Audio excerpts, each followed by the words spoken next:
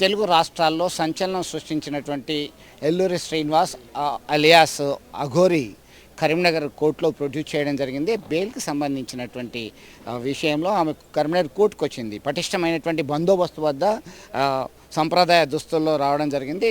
వారి తరపున వాదించినటువంటి న్యాయవాదులు ఉన్నారు. అసలు వారిని అడిగి మనం తెలుసుకుందాం. ఏం జరిగిందండి? అసలు ఏ కేసులో కరీంనగర్ కోర్టుకు రావడం జరిగింది? వారి మీద కంప్లైంట్ ఎవరు ఇచ్చిండ్రు? ఏంటి అసలు దానికి సంబంధించి? ఎల్లూరి శ్రీనివాస్ అని మంచిర్యాల జిల్లా అతనిది.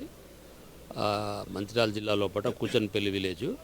అతనుకును ఇక్కడ రాధిక అనేటువంటి ఒక అమ్మాయికి పరిచయాలైనాయి. ఫోన్ ద్వారా పరిచయాలై వారికి స్నేహంగా ఏర్పడి దాని తర్వాత ఈ రాధికను కొద్దిగా చీటింగ్ చేసిందని, తర్వాత ఆమెను కొద్దిగా అరెస్ట్ చేసిందనేటువంటి ఆలోచన కొద్దీ ఆమె కరీంనగర్ రూరల్ పోలీస్ స్టేషన్లో 5/5/2025 లోపల కంప్లైంట్ ఇచ్చింది. ఆ విషయంలో పోలీస్ వాళ్ళు విచారించి 5/5/2025 లోపల కరీంనగర్ కోర్టులో రిమాండ్ చేసిండ్రు.